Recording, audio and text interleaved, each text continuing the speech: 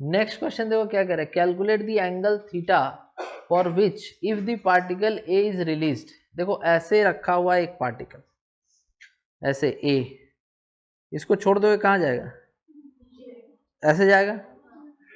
तो बोल रहा है कि थीटा एंगल से एक पार्टिकल ए को रिलीज किया गया, it undergoes perfectly elastic collision with identical body mass same रहेगा। तो ए जाकर के किससे टकराने वाला है, बी से। तो ए जाकर के किससे टकराने वाला है, बी से।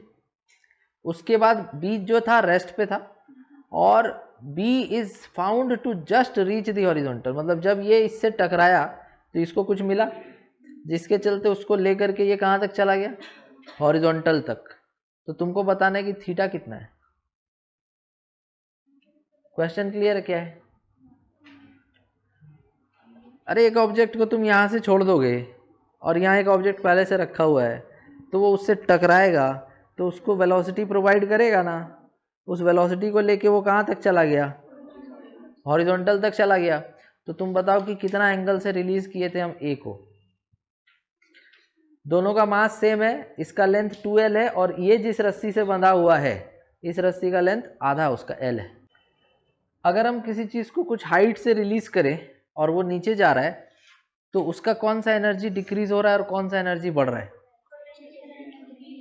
जैसे यहाँ पर ए को हम नीचे छोड़ दिए, मान लो मेरा रेफरेंस लाइन कौन है, बी वाला, तो ये जैसे से नीचे आएगा उसका पोटेंशियल एनर्जी डिक्रीज होगा और बी पे आते ही जीरो हो जाएगा और वो पूरा का पूरा पोटेंशियल एनर्जी कन्वर्ट हो जाएगा किसमें।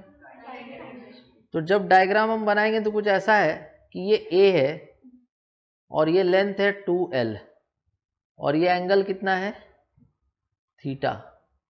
ये कहाँ आ रहा है, यहाँ आ रहा है। तो कितना हाइट नीचे आ रहा है, कितना हाइट नीचे आ रहा है, इनिशियली इस हाइट पे था और फाइनली इस हाइट पे आएगा। अगर इसका लेंथ 2l है तो ये यहाँ से लेके यहाँ तक बेस होगा ना, तो अगर ये बेस होगा तो इसका वैल्यू क्या लिखेंगे, 2l cos थीटा। लेकिन अभी भी ये यहाँ से पूरा यहाँ तक तो लेंथ ही है ना, तो इसका वैल्यू क्या हो जाएगा, 2l माइनस 2l, और यही हाइट है जो वो नीचे आया है, यही हाइट है ना जो वो नीचे आया है। तो मेरा जो डिक्रीज इन पोटेंशियल या चेंज इन पोटेंशियल एनर्जी हुआ है, क्या वो mgh हुआ है। h का वैल्यू तुम यहाँ से देखो तो तुमको 2l 1 माइनस कॉस थीटा दिख रहा है। तो ये जो डिक्रीज इन पोटेंशियल एनर्जी हुआ वो हो गया mg इंटू h, ये आ गया मेरा डिक्रीज इन पोटेंशियल एनर्जी। और यही पोटेंशियल एनर्जी किसके काइनेटिक एनर्जी में बदल जाएगा, बी के। तो हम ऐसा कह सकते हैं ना कि kinetic energy of B is equal to, kinetic energy of B is equal to potential energy of A, क्योंकि ये जब नीचे आएगा ए यहाँ से लेके यहाँ तक तो अपना पूरा पोटेंशियल एनर्जी को इसके काइनेटिक एनर्जी में कन्वर्ट हो जाएगा। यहाँ पे जो काइनेटिक एनर्जी है वो पूरा का पूरा कौन ले लेगा, बी। ऐसा हम कैसे कह सकते हैं, क्योंकि कॉलिजन है परफेक्टली इलास्टिक कॉलिजन और बॉडीज है आइडेंटिकल, ठीक है। बी यहाँ रखा हुआ है, ए यहाँ से आके इससे हेड ऑन कॉलिजन करेगा कि ऑब्लिक, जैसे बी यहाँ पे है, ए ऐसे आकर के हॉरिजॉन्टली हेड ऑन करेगा।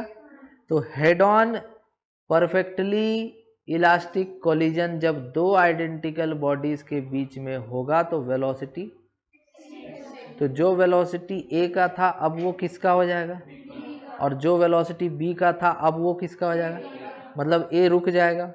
तो ए रुक जाएगा तो अपना सारा काइनेटिक एनर्जी तो बी को दे दिया ना, इसीलिए हम लिखे कि kinetic energy of B is equal to potential energy of A. तो कितना आ गया, mg2l1 माइनस कॉस थीटा। अब एक बात और सोचो कि अब तो ए का काम खत्म हो चुका, अब बी के पास क्या है, काइनेटिक एनर्जी। जब वो बी यहाँ से इधर हॉरिजॉन्टल पे चला जाएगा यहाँ पे, तो इस बी का पूरा काइनेटिक एनर्जी खत्म हो जाएगा और क्या बदल जाएगा। तो हम ऐसा लिख सकते हैं कि यहाँ पर इस पॉइंट पर बी का पोटेंशियल एनर्जी कितना है, एम जी हाइट, ठीक है। तो पोटेंशियल एनर्जी ऑफ बी कितना हो गया, एम जी इंटू हाइट, अरे एल ही हाइट जाएगा ना ऊपर हॉरिजॉन्टल होने के लिए। तो अब तुम इसको किसके इक्वल कर देगा,